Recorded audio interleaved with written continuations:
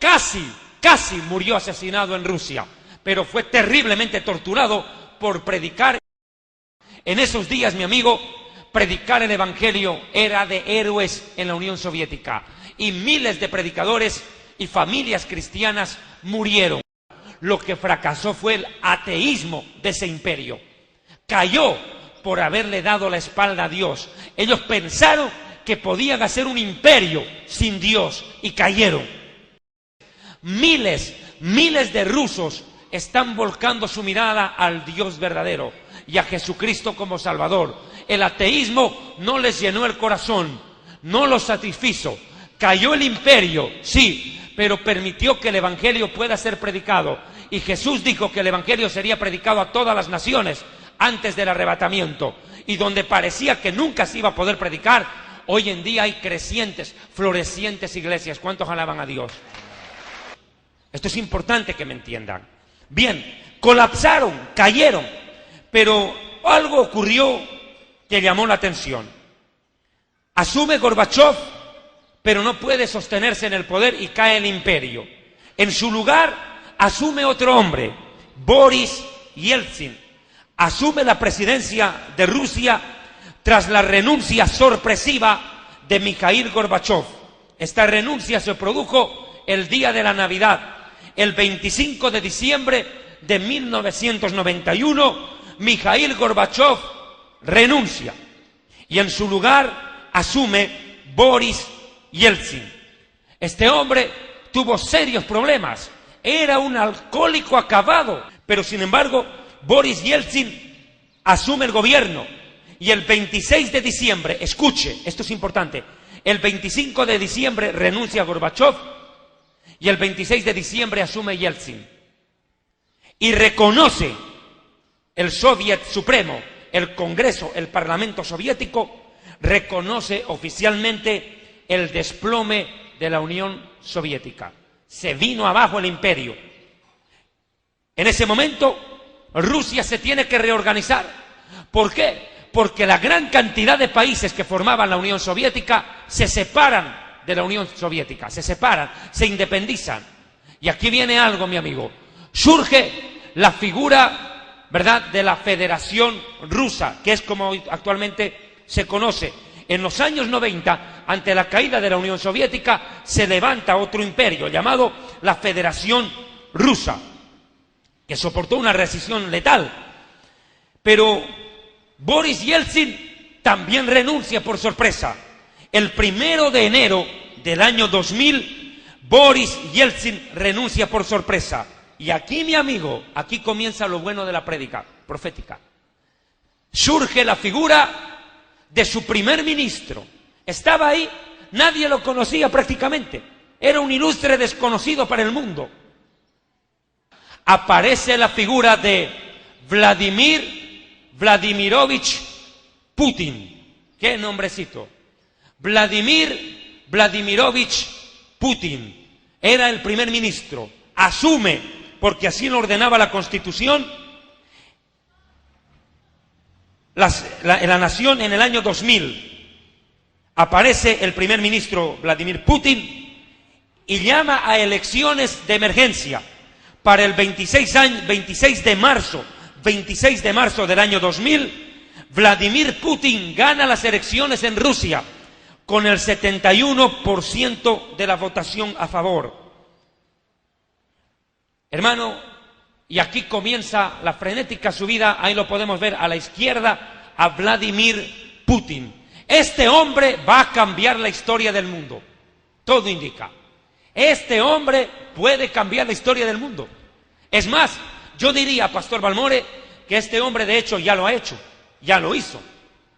Vladimir Putin, creo yo, hoy en día es el único líder político, diplomático, que fue capaz de frenar a Obama y ponerlo en su sitio. ¿Quién es Vladimir Putin? ¿Por qué tiene tanto poder? Es más, déjeme decirle algo. Escuche esto.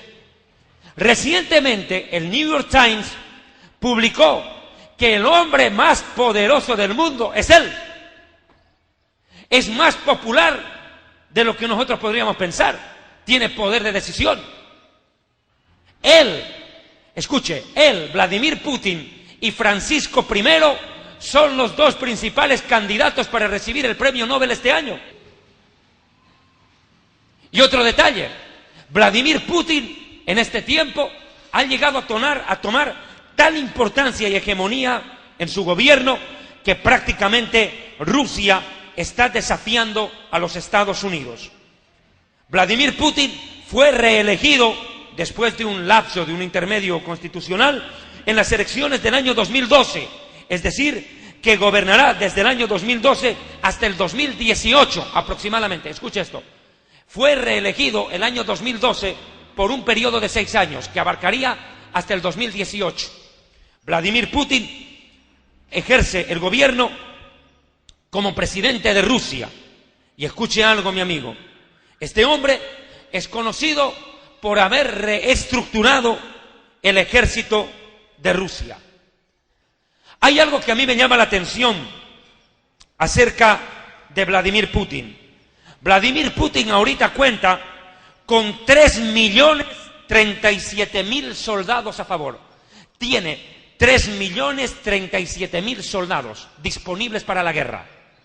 Aunque el ejército en cifras está compuesto con 1 millón de soldados, pero él tiene disponibles 3 millones de soldados. Abarca 22 repúblicas, la Federación Rusa, que están bajo el mando de Putin. Pero lo más llamativo de esto es que Vladimir Putin, desde su nombre, es bastante extraño. Vladimir Vladimirovich, o sea, Vladimir al cuadrado. Escuche, el nombre Vladimir es muy curioso. Significa esto. Escuche, Vladi significa señor, mir, mundo, dueño y señor del mundo, significa. U otra traducción, en el eslavo, significa príncipe de paz. Un título del Mesías. El presidente ruso no es ningún moco de pavo. Le voy a dar un dato bien interesante. Vladimir Putin, según la revista Forbes, es el 6º hombre más rico del mundo. ¿Sabe cuánto es su fortuna? Pajarito, vuela. 40.000 millones de dólares es su fortuna personal. Es el 6º hombre más rico del mundo. Esito nomás tiene. ¿Y sabe qué quiere Estados Unidos, pastor? Cancelarle todas sus cuentas personales. ¿Usted qué cree que él se va a quedar quieto? Y le voy a dar otro dato. Rusia está instalando bases militares en Latinoamérica. Bases militares. La pregunta es ¿por qué y para qué? ¿Qué gana Rusia con meter ejército en Latinoamérica? ¿Sabe qué? Influencia y peso contra Estados Unidos. Lo cierto es que Rusia no es una conjetura profética. No, mi amigo. Rusia va a hacer temblar el mundo. Este hombre, Vladimir Putin, pareciera ser destinado por la historia a causar serios disturbios a nivel mundial y a cumplir profecías. Lo digo una vez más, Vladimir Putin aparece en la escena profética en el año 2000. Algo más voy a decir acerca de la biografía de Vladimir Putin. Vladimir Putin tiene 61 años de edad, es abogado de profesión y politólogo. Pero otro detalle acerca de su vida es que fue formado como espía de la KGB. Y no solo eso, cuando la ex Unión Soviética cae, él asume lo que fue la KGB. O sea, este hombre es un estratega de la más alta pureza y calidad. Este hombre tiene la capacidad intelectual y el valor para hacer temblar a los Estados Unidos. A este hombre no le va a temblar la mano, mi amigo. Por ideología y por formación, Putin es un excelente diplomático y antiamericano hasta las uñas. Es antinorteamericano. Su formación como espía lo certifica. Bien, ¿Qué va a hacer Rusia? ¿Rusia aparece en la Biblia? Sí. Rusia jugará un papel preponderante en las Escrituras. Quiero que me acompañe, por favor, al famoso libro de Ezequiel, capítulo 38. Aquí Rusia aparece en la Escritura de una manera clara. Estamos hablando acerca de Rusia en la profecía bíblica, la invasión de Gog y Magog. Hermanos, independientemente a los problemas que Rusia tiene con los norteamericanos, que podrían sucumbir ante algún ataque ruso, Israel tendrá que ver mucho con Rusia en los próximos meses o años. Mire Ezequiel capítulo 38, verso 1. Lea, Mario, vamos. Vino a mí palabra de Adonai diciendo: Hijo de hombre, pon tu rostro contra Gog, en tierra de Magog, príncipe soberano de Mesec y Tubal, y profetiza contra él diciendo así: ha dicho Adonai, el Señor, estoy contra ti, Gog, príncipe soberano de Mesec y Tubal. Gracias. Aquí parece una guía de teléfono rusa, no se entiende nada. Un nombre más raro. Pero no es que no se puedan entender. Vamos, por favor, con el primer nombre. Oh, hijo de hombre, le dice a Ezequiel, pon tu rostro contra Gog. Dice, mira a Gog. ¿Quién es Gog? El gobernante de la tierra de los magogitas, de Magog. Quiero explicar esto. La palabra Gog significa gobernante de Magog. Proviene del idioma tártaro, que significa el que está arriba. Eso significa Gog, el que está arriba. Y se refiere a un líder o gobernante. El que está arriba o el que se enseñorea. Curiosamente, el nombre Vladimir significa señor del mundo. Aparentemente es él el que cumplirá la profecía. Siguiente dato, que está en la tierra de Magog, que significa Magog. Es un nombre dado a un gigantesco, a un vasto territorio, un marco geográfico, ubicado al norte de Europa. Mire, esto es Magog. Ahí ustedes pueden ver en el mapa toda la región de Gog y Magog, al norte de Europa. Están cerca a los países escandinavos como Suecia, Finlandia, Noruega. Esa región es Gog y Magog. Toda esa región abarca Gog y Magog. Cantidades de países son Gog y Magog. Según el historiador Flavio Josefo, en su libro Antigüedades de los Judíos, dice: Magog fundó la tierra de los magogitas, llamados por los griegos escitas. Su extensión abarca 1.200 kilómetros entre los mares Egeo y Caspio, y habitaron la región norte de Europa, cerca al Polo Norte. La palabra Magog significa, tierra de Gog. La palabra Cáucaso significa fortaleza de Gog. Los escitas o magogitas tenían una ciudad en aquel lugar llamada Magog. Existen dos tipos de razas magogitas en la historia. Se le conoce como raza jafética europea y raza turania. ¿Quién era Jafet? Uno de los hijos de Noé. O sea que los habitantes de esa región son descendientes de Noé por el lado de su hijo Jafet. Llamados, la raza jafética europea, llamados sármatras y por los griegos y romanos. Vivieron entre el mar Báltico y los montes Uralos. Se los llamó rusos y eslavos.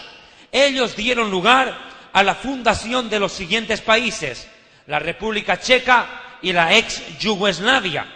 Además, los países bálticos como Letonia, Lituania, Estonia, Ucrania y Kazajistán pertenecen a la raza jafética europea.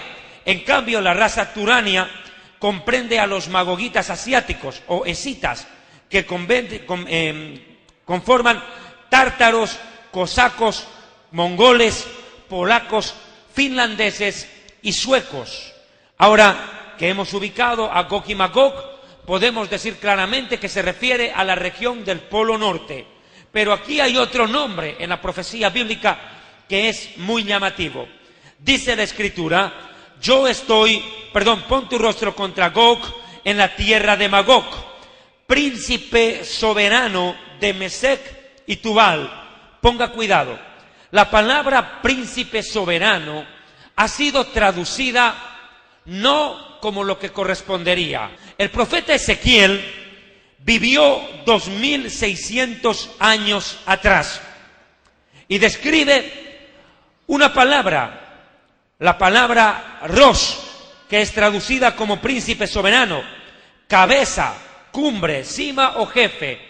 La palabra cabeza en hebreo es Rosh, de donde viene la palabra Rush, que dio origen al nombre de Rusia. No hay duda que la palabra Rosh o príncipe soberano describe a Rush, del cual he venido hablando.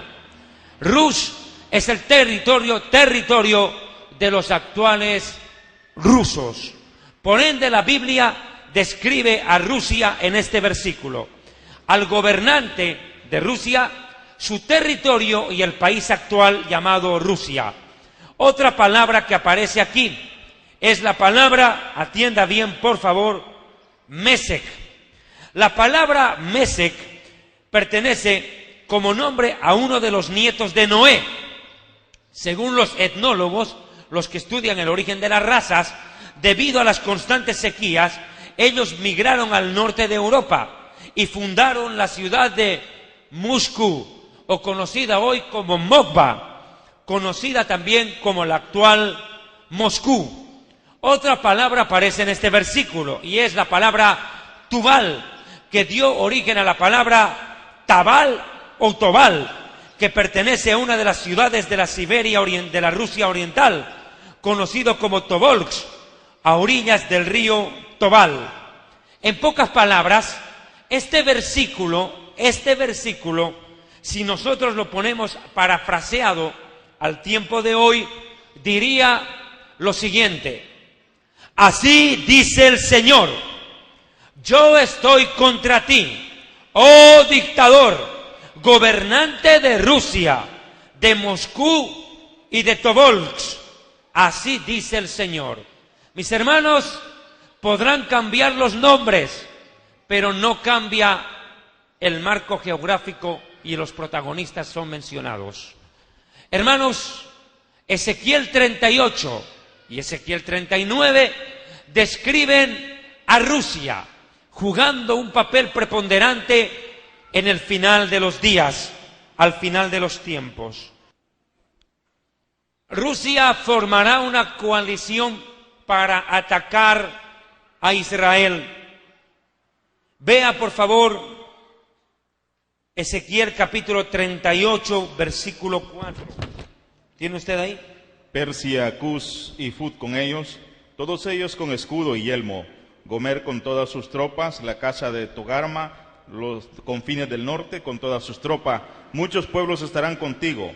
Prepárate y está alerta, tú y toda tu multitud que se ha reunido contigo, y sé tú su comandante. Me llama la atención la palabra comandante. Curiosamente, Vladimir Putin es comandante en jefe del ejército de Rusia. Ese es su título. Comandante en jefe del ejército ruso. Siguiente dato. Rusia va a formar una impresionante coalición de países y va a atacar a Israel.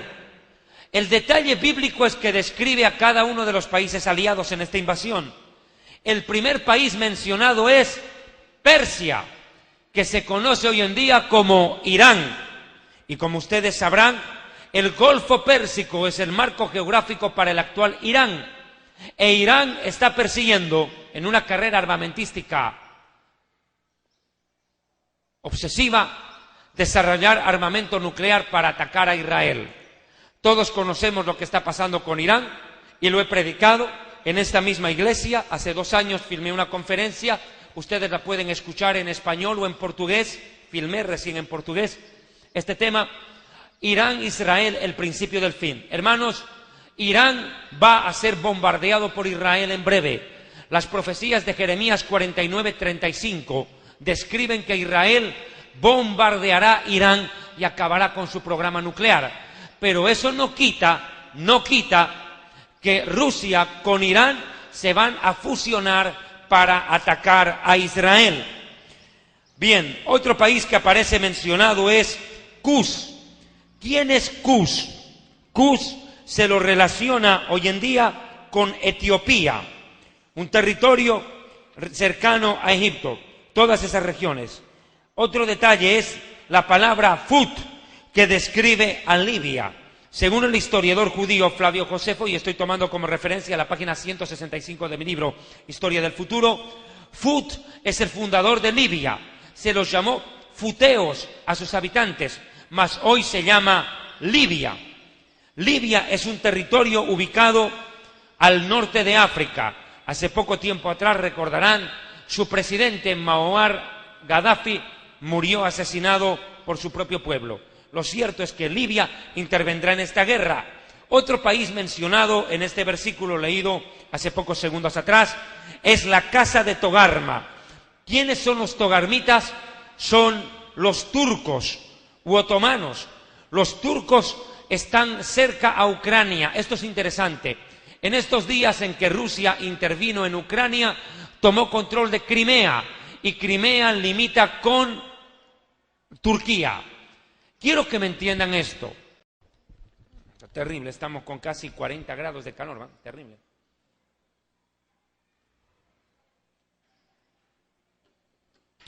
Escúcheme. Cuando Putin en estos días se anexiona Crimea, se abre paso para que su ejército pueda salir a través de Turquía al Mediterráneo y así invadir Israel. Hermanos, lo que ha pasado en Ucrania no es otra cosa que la preparación para la invasión contra Israel. Esto es importante decirlo. Vladimir Putin está abriéndose paso para sacar su ejército contra Israel en algún momento. Bien, otro país es Gomer, que según en el Talmud judío corresponde a Guermania, la actual Alemania. Mis hermanos, en Ezequiel 38:8 y 38:16, lea por favor 38:8. De aquí a muchos días serán visitados, al cabo de años vendrán a la tierra salvada de la espada, recogida de muchos pueblos, a los montes de Israel, que siempre fueron una desolación, mas fue sacada de las naciones, y todos ellos morarán confiadamente. Hermanos, la Biblia es clara. Dice que al cabo de los años, es decir, en este tiempo, Rusia atacará a Israel. Pero Israel, antes de ser atacado, vive un proceso, dice la Biblia, de regreso a su tierra. Dice que los judíos son sacados de todas las naciones, llevados a su tierra, establecidos como país, y cuando los judíos están establecidos ya en Israel, Rusia invade.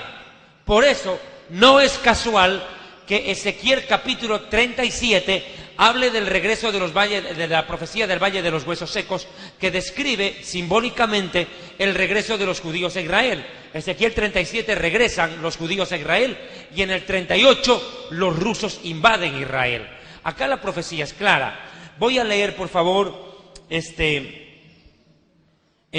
versículo 7. Prepárate, le dice a Rusia, y apercíbete, tú y toda tu multitud que se ha reunido a ti, y sé tú su guarda, su comandante.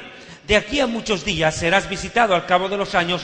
Vendrás, le dice a Rusia, a la tierra salvada de la espada, recogida de muchos pueblos, judíos recogidos de todas las naciones, a los montes de Israel, que fueron una desolación, mas fue sacada de las naciones, y todos ellos morarán confiadamente. Subirás, le dice a Rusia, tú, como una tempestad, como nublado para cubrir la tierra. Serás tú y todas tus tropas y muchos pueblos contigo. Así ha dicho el Señor. En aquel tiempo subirán palabras en tu corazón, concebirás un pensamiento perverso, le dice al presidente de Rusia, y dirás, subiré contra una tierra indefensa, iré contra gente tranquila que habita confiadamente. Todos ellos habitan sin muros, no tienen cerrojos ni puertas. ¿Quiere que le diga algo? Para los estudiosos de la profecía bíblica ha sido y sigue siendo un verdadero dilema ubicar ¿en qué momento Rusia ataca a Israel? Unos dicen que Rusia atacará a Israel antes del arrebatamiento. Otros describen que Rusia atacará a Israel en la tribulación. No hay posición uniforme. Personalmente pienso que Rusia podría atacar antes del arrebatamiento o apoyar una invasión antes del arrebatamiento, pero el tiempo lo dirá. Israel será atacado por Rusia. ¿Qué cosa van a buscar los rusos en Israel? Arrebatar despojos. ¿Qué cosa es lo que tiene Israel que puede interesarles a los rusos? Ustedes deben saber algo. Rusia es una potencia gasífera. Los más grandes yacimientos de gas están en Rusia, pero curiosamente, hace poco tiempo en Israel encontraron tremendos yacimientos de gas. Aparentemente a los rusos eso les interesa, y eso sería la razón por la cual Rusia se anima a invadir Israel. Miren lo que dice en el versículo 12. Versículo 12 dice: para arrebatar despojos y para tomar botín, para poner tus manos sobre las tierras desiertas ya pobladas y sobre el pueblo recogido de entre las naciones, que se hace de ganado y posesiones, que mora en la parte central de la tierra. ¿Qué quiere decir la parte central de la tierra, la parte central del planeta? Ezequiel capítulo 5, versículo 5 dice que Jerusalén está en medio de todas las naciones de la tierra. Mi hermano, Israel está en el centro del mundo, en el centro del planeta. Y Rusia está al norte de Israel. Ahora es Rusia que lanza un ataque contra Israel para arrebatar tesoros, tomar botín. Le repito, probablemente va a querer tomar control de los yacimientos de gas. Pero eso va a provocar una reacción internacional en oposición a la invasión rusa contra Israel. Vea por favor versículo 13. Sabá y Dedán y los mercaderes de Tarsis y todos sus príncipes te dirán: ¿has venido a arrebatar despojos? ¿Has reunido tu multitud para tomar botín, para quitar plata y oro, para tomar ganados y posesiones, para tomar grandes despojos? Sí, mi amigo, muchas naciones van a protestar contra la invasión.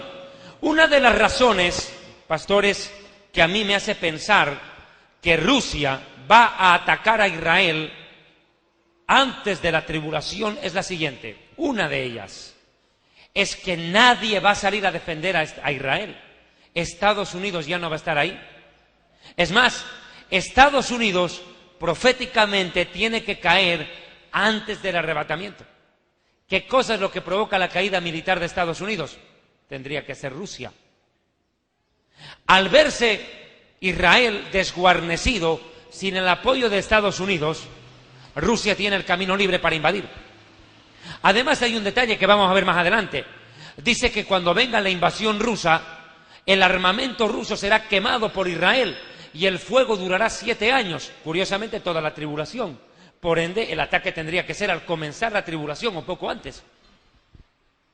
Este tema es bastante detallado, bastante interesante. Para quienes estudian la profecía bíblica, es bastante importante analizarlo.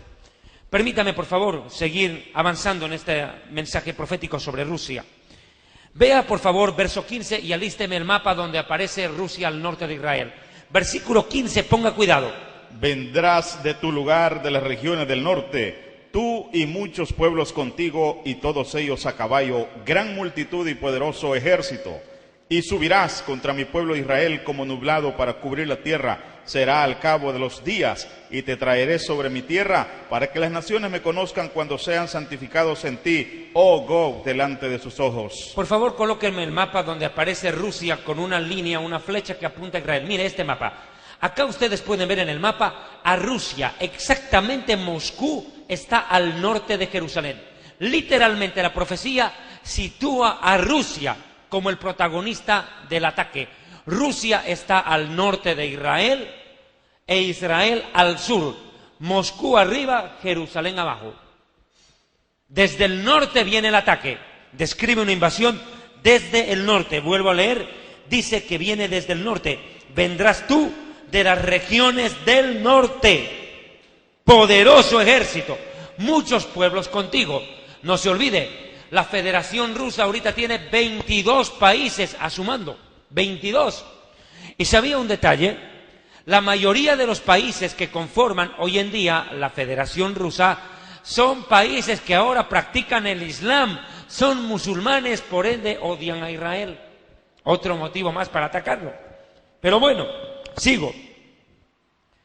Verso 17. Así ha dicho Jehová el Señor: ¿no eres tú aquel de quien hablé yo en tiempos pasados por mis siervos los profetas de Israel, los cuales profetizaron en aquellos tiempos que yo te había de traer sobre ellos? Mire, Dios va a provocar la guerra.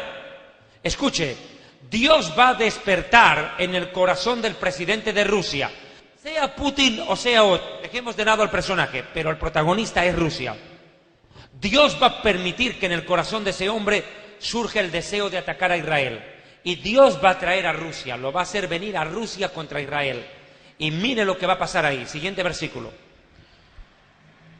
En aquel tiempo, cuando venga Gog contra la tierra de Israel, dijo Jehová el Señor: subirá mi ira y mi enojo, porque he hablado en mi celo y en el fuego de mi ira, que en aquel tiempo habrá gran temblor sobre la tierra de Israel. Deténgase. Hermanos, Dios es el único que va a poder frenar la invasión. ¿Sabe por qué? A ver, quiero que me entienda. Esta guerra de Gog y Magog está tramada por rusos y musulmanes, los dos. Y si llegara a intervenir China, va a ser peor. Imagínese la cantidad de soldados que van a invadir Israel de un momento a otro. Va a ser tremendo. Y si Estados Unidos es sucumbido, aplastado por Rusia y sus aliados, en principio, dígame, como dice en el Chapulín, ¿quién podrá defenderme? Israel va a quedar a merced de Rusia y de sus enemigos. ¿Quién lo va a defender? El único que va a poder defender a Israel es Dios. El único. Israel se va a ver solo. Den un aplauso al Señor. El único que va a poder ayudar a Israel en semejante situación, porque serán miles de soldados con tremendo armamento. Ahora, ¿cómo Dios va a detenerlos? La Biblia describe, escuche bien, que habrá un terremoto en los días de la invasión. Va a ser coincidente, pero por orden de Dios.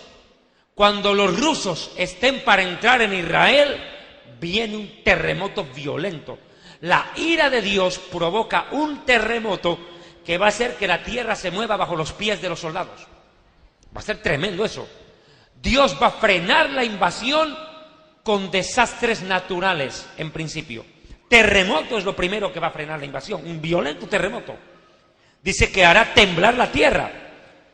Verso 20.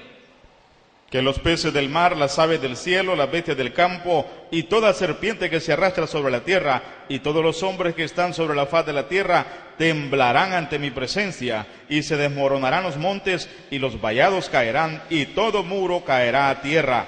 Deténgase. ¿Qué podrá ser este fenómeno que describe Ezequiel?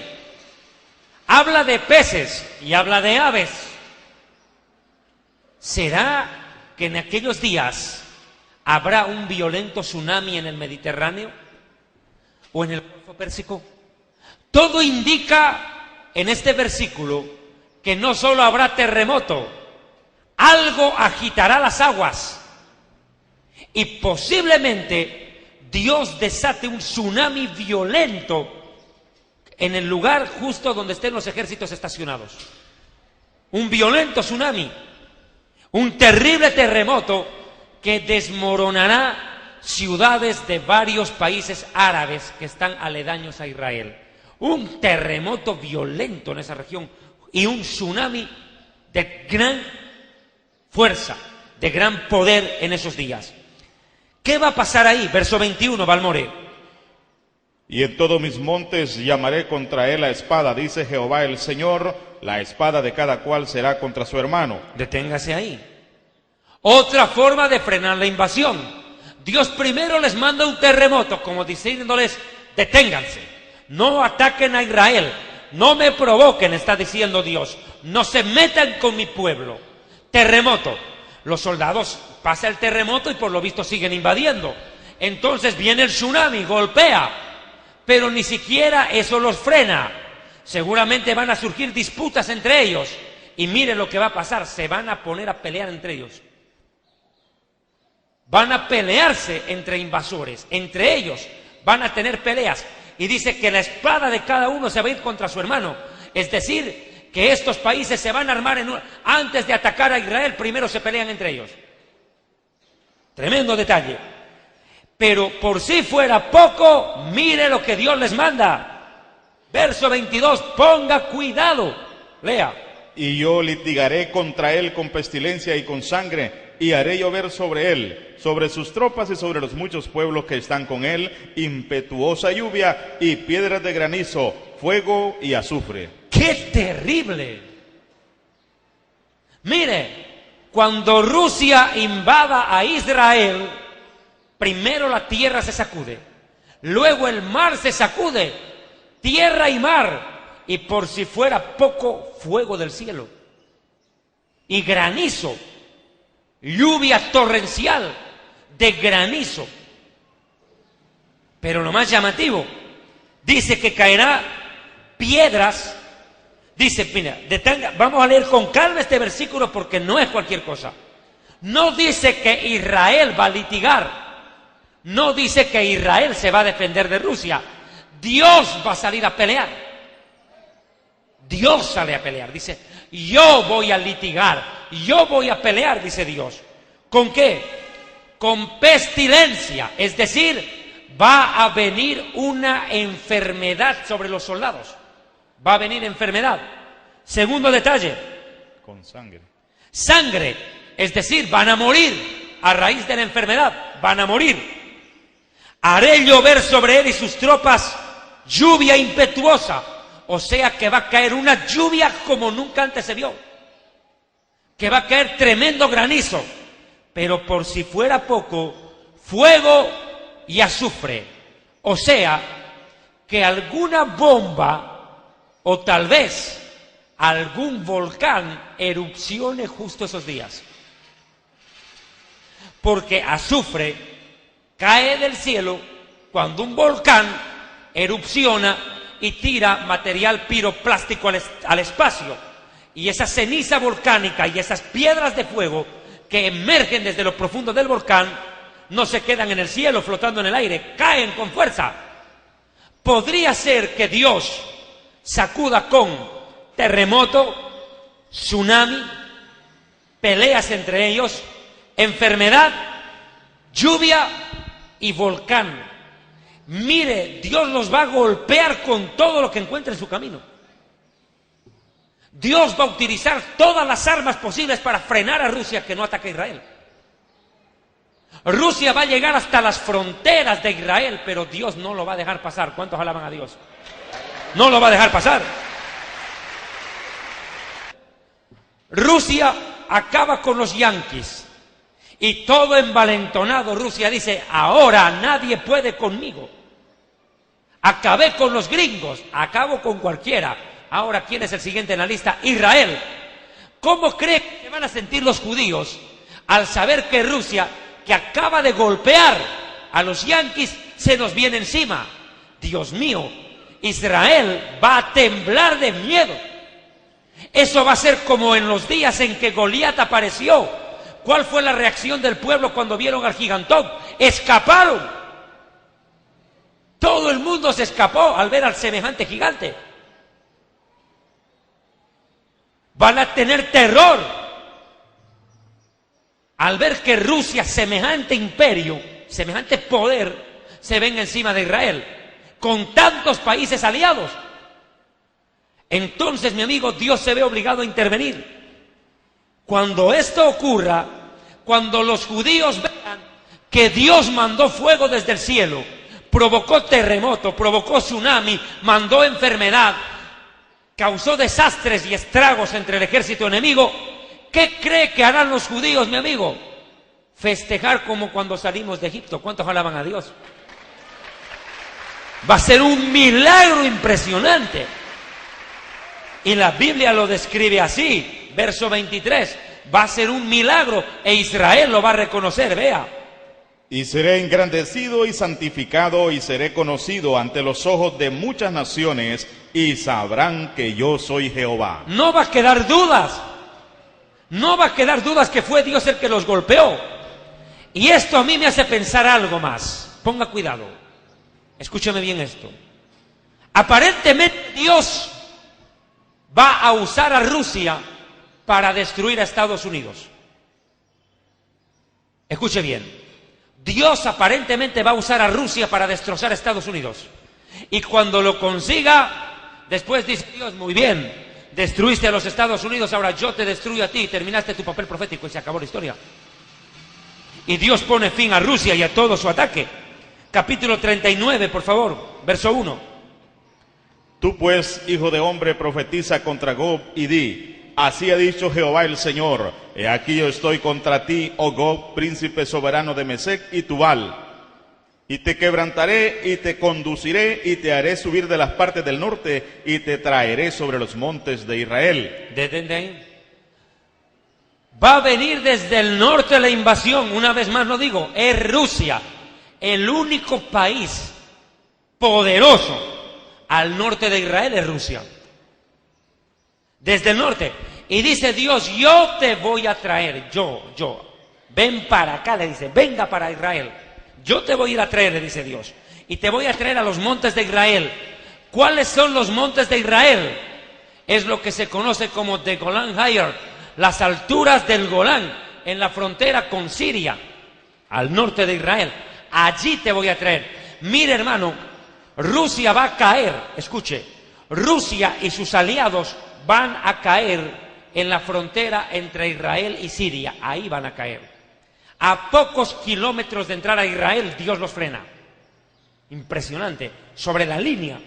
Sigan leyendo, por favor. Y sacaré tu arco de tu mano izquierda y derribaré tu saeta de tu mano derecha. Deténgase.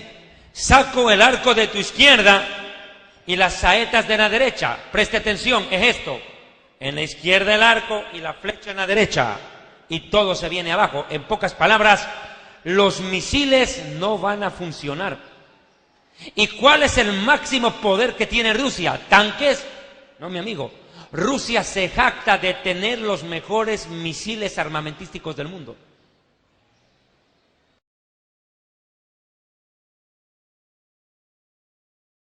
У нас есть еще нечто такое, что, мне кажется, должно подталкивать наших коллег и наших партнеров к более конструктивной работе, чем до сих пор мы это видим. Что я имею в виду? Совсем недавно, совсем несколько лет назад, лично нам не говорили, но я знаю, что они говорили своим коллегам по блоку, допустим. Говорили, ладно, пускай там Россия ковыряется, нам уже даже не очень интересно. У них там ржавчина одна осталась. Это не так. Сегодня это уже совсем не так. Я уж не говорю про то, что там у нас было, но и сегодня. Вот я хочу доложить. Уже только с 2008 по 2011 год, 8, 9, 10, 11, 4 года, в войска поставлено 39 межконтинентальных баллистических ракет. В строй введены 2 новые подводные лодки. У нас 12 пусковых установок ракетных комплексов «Искандер». И еще целый набор другой техники. Причем стратегические ядерные силы, они у нас развиваются в опережающем порядке. У нас продолжено переоснащение именно на современные ракетные комплексы стратегического назначения. Тополь-М, Ярс. 10 полков у нас, да? 10 полков новых. Вот я хочу обратить на это внимание. Это же и Тополь-М, и Ярс, это уже у нас и раньше были системы преодоления противоракетной обороны, а Тополь-М и Ярс это уже современные системы преодоления противоракетной обороны. Это не шутки. И доля современных ракетных комплексов в наземных силах ядерного сдерживания у нас поднялась почти в 2 раза, практически в 2 раза, с 13 до 25%. Что касается выстраивания наших отношений дальнейших по ПРО, Но они по-серьезному не хотят с нами разговаривать. Вот министр обороны здесь сидит, здесь некоторые другие коллеги есть. Ну, я вам могу сказать точно. Они уклоняются. По сути, все, что делается в этой сфере, это разговор на заданную тему. С попыткой представить международной общественности дело таким образом, что, да, развиваются наши отношения, да, технологии уходят вперед, да, угрозы возникают, и никто не может им запретить эти угрозы купировать на будущее для своей национальной безопасности. А кто против-то? Понятно, что нужно купировать угрозы для своей национальной безопасности, но нужно сделать это таким образом, чтобы не создавать новых угроз глобального характера, не разрушать вот этот баланс сил стратегических. Вот о чем идет речь. Но все-таки, на наш взгляд, предпринимается попытка этот баланс разрушить и создать для себя монополию на уязвимость. Точнее, монополию на неуязвимость. Вот о чем идет речь. Вы сказали, что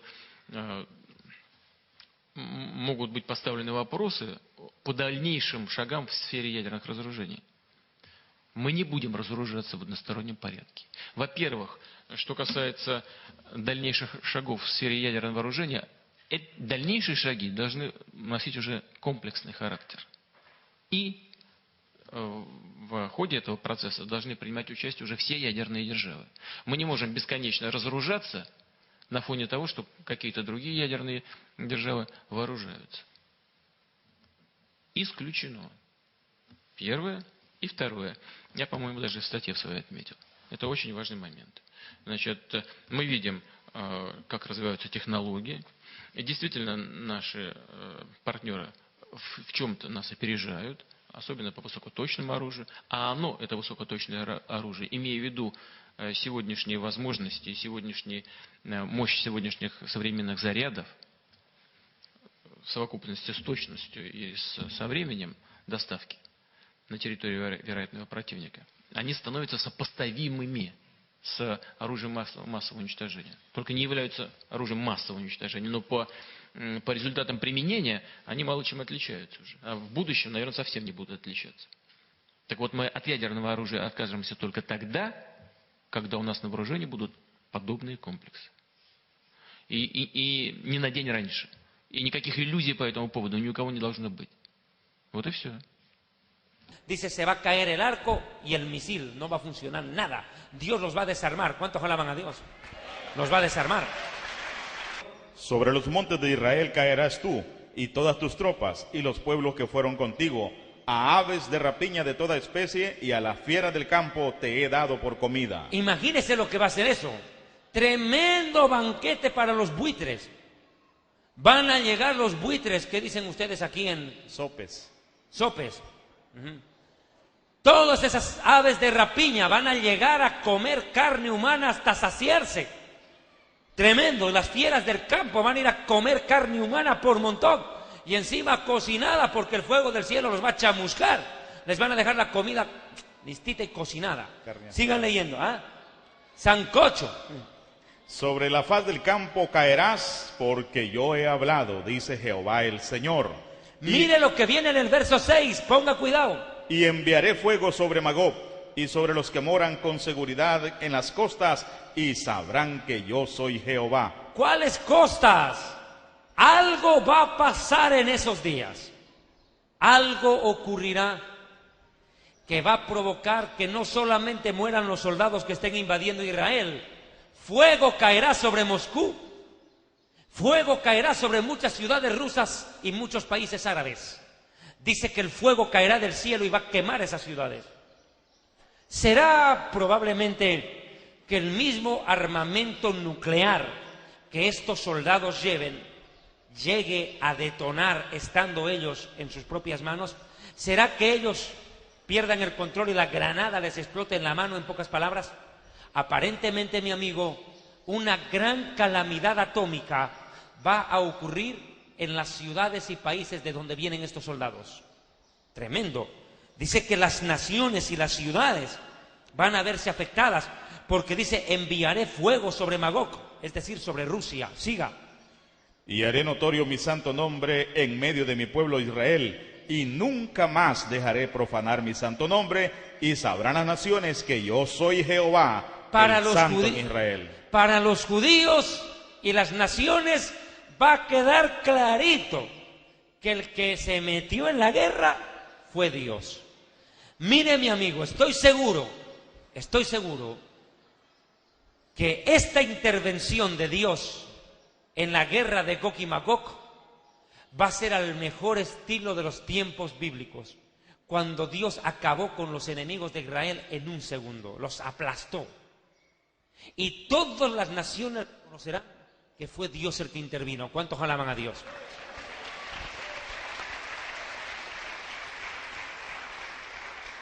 Siga leyendo, versículo ¿qué? 8. 8. He aquí viene y se cumplirá, dice Jehová el Señor. Este es el día del cual he hablado. Dios está esperando ese momento con ansias. Dice, este es el día del cual hablé. Ya llega, ya llega. Siga. Y los moradores de las ciudades de Israel saldrán y encenderán y quemarán armas, escudos, paveses, arcos y saetas, dardos de mano y lanzas, y los quemarán en el fuego por 7 años. ¡Qué impresionante! Tanto armamento va a quedar ahí amontonado como chatarra, que Israel va a tener que quemar ese armamento y va a alcanzar para 7 años tanto armamento. Todo el poderío militar de estos ejércitos va a terminar ahí, en escombro, en lata, chatarra, y lo único que van a tener que hacer es incendiarlo. 7 años van a tardar en quemar eso.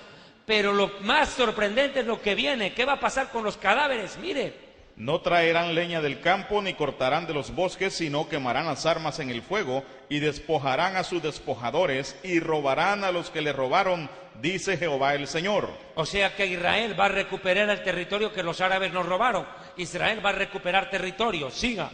En aquel tiempo yo daré a Gog lugar para sepultura ahí en Israel. O sea que Dios trae a los rusos para sepultarlos en Israel. Escuche, Dios los trae a los rusos para sepultarlos en Israel. Increíble. Siga. El valle de los que pasan al oriente del mar, y obstruirá el paso a los transeúntes, pues ahí enterrarán a Gog y a toda su multitud, y lo llamarán valle de Amón Gog. Siga. Y la casa de Israel les estará enterrando por 7 meses para limpiar la tierra. ¡Qué terrible profecía! Imagínese lo que va a ser eso. ¿Sabe lo que huele un cadáver? Apesta, un cadáver. ¿Sabe lo que será el cadáver de miles de soldados? Va a ser apestoso. Joel 2:20 creo que es, búscate Joel 2:20.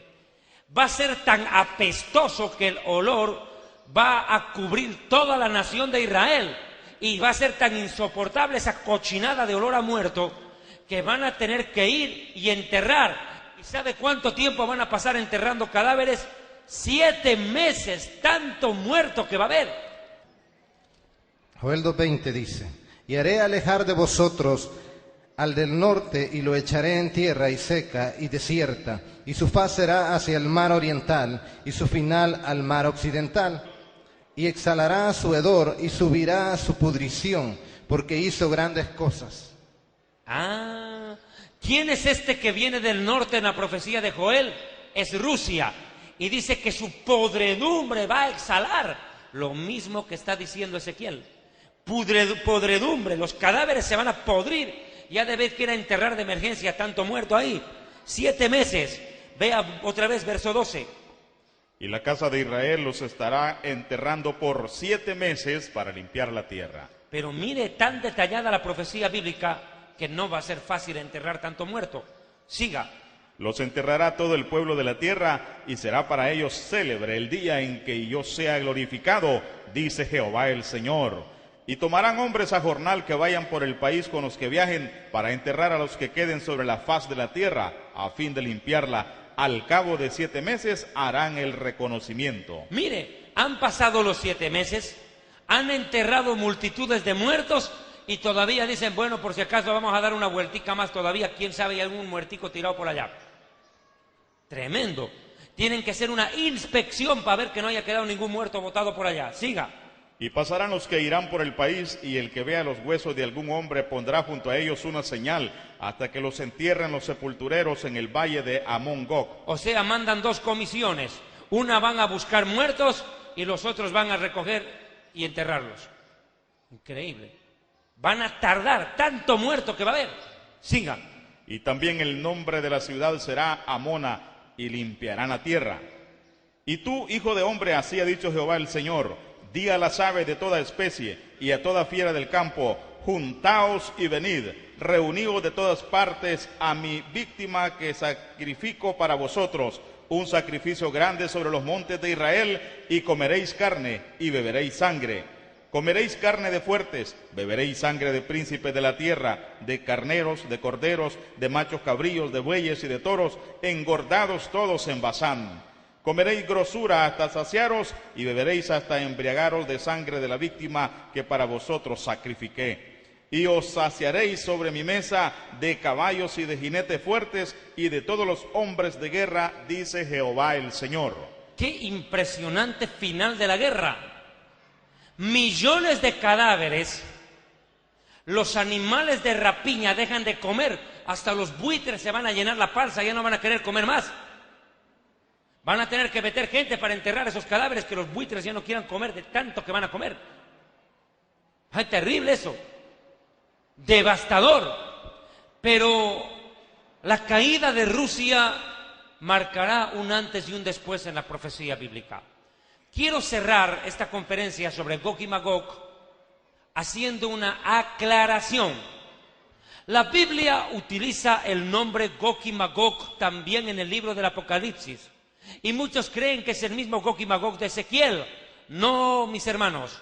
Quiero este momento que vayamos a ese Apocalipsis. Vos has estado muy ocioso hoy día, de descanso te he tenido. Apocalipsis 20, versos 7 al 10. Hay otro Gog y Magog. Con esto voy cerrando el mensaje. Y vamos a ver que no es el mismo de Ezequiel. Léalo, por favor. Apocalipsis 20. Apocalipsis 20, versos 7 al 10. Cuando los 1000 años se cumplan, Satanás será suelto de su prisión y saldrá a engañar a las naciones que están en los 4 ángulos de la tierra, a Gog y a Magog, a fin de reunirnos para la batalla, el número de los cuales es como la arena del mar. Y subieron sobre la anchura de la tierra y rodaron el campamento de los santos y la ciudad amada. Y de Dios descendió fuego del cielo y los consumió. Y el diablo que los engañaba fue lanzado en el lago de fuego y azufre, donde estaban la bestia y el falso profeta, y serán atormentados día y noche por los siglos de los siglos. Bien, hermanos, en Ezequiel 38 y 39 aparece Gog y Magog. En Apocalipsis 20 aparece otro Gog y Magog, no es el mismo. Primera diferencia. El Gog y Magog de Ezequiel 38 da inicio a la Tercera Guerra Mundial. En cambio, el Gog y Magog del Apocalipsis da inicio a la Cuarta Guerra Mundial. La cuarta. Segunda diferencia. Gog y Magog de Ezequiel, vuelvo y le digo, se daría antes de la tribulación. En cambio, el Gog y Magog del Apocalipsis se da después del milenio, después de que Cristo reinó 1000 años en la tierra. Siguiente diferencia. En Ezequiel 38, Dios provoca la guerra. Dice Dios: yo te traeré desde el norte contra Israel. Yo te voy a sacar, le dice, desde el norte. En cambio, en Apocalipsis no es Dios, es el diablo el que provoca la guerra. Él es el causante. Y no recoge una nación del norte, sino a todas las naciones. En la siguiente diferencia, Ezequiel 38 inicia una serie de guerras que terminan en el Armagedón. En cambio, este Apocalipsis describe una guerra que desata el fin del mundo. El fin del mundo se da cuando termina la Cuarta Guerra Mundial, provocada por Satanás. Siguiente diferencia. Cuando Rusia cae, Gog y Magog de Ezequiel cae, los muertos son enterrados durante 7 meses.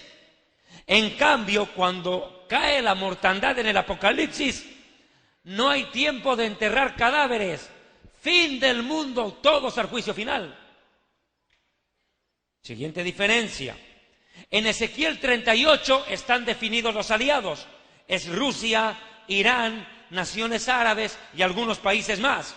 En cambio, en Apocalipsis son todos los países del mundo metidos en la guerra, todos contra Dios. En Ezequiel 38, Rusia comanda el ataque. En Apocalipsis, Satanás lo comanda. Ahora, esto es interesante. En la guerra del Apocalipsis, Satanás comanda el ataque cuando sale del abismo después de haber estado preso por 1000 años. Eso es importantísimo. Después de la guerra con Rusia, ocurre algo. Aparece el anticristo y el falso profeta. Escuche, en el Gog y Magog de Ezequiel se prepara el camino para la aparición del anticristo y el falso profeta. En cambio, en el Gog y Magog de Apocalipsis es el fin del diablo, porque el diablo es lanzado al lago de fuego, donde ya lo estarán esperando 1000 añitos antes ya el falso profeta con el anticristo. Esas son las diferencias entre estos dos Apocalipsis y Ezequiel, dos nombres de Gog y Magog. Amados hermanos, yo he tratado en esta conferencia, basada en la historia y el presente y la profecía de Rusia como protagonista central, de explicar lo que está pasando en el mundo y lo que indica que va a acontecer. Yo quiero hacer una recomendación muy puntual a mis amigos oyentes y televidentes. No le pierdan el ojo a lo que está pasando en Ucrania, a lo que está pasando en Crimea y lo que está pasando en Rusia. Pilas, porque esto se puede agravar. Es para no perderle pisada al asunto. De mi parte, amados hermanos, solo me resta decirles esto. Día que pasa, estamos más cerca del arrebatamiento de la iglesia. ¿Cuántos alaban a Dios? Muchísimas gracias. Esto fue Historia del Futuro. Dios lo bendiga. Un fuerte aplauso al Señor.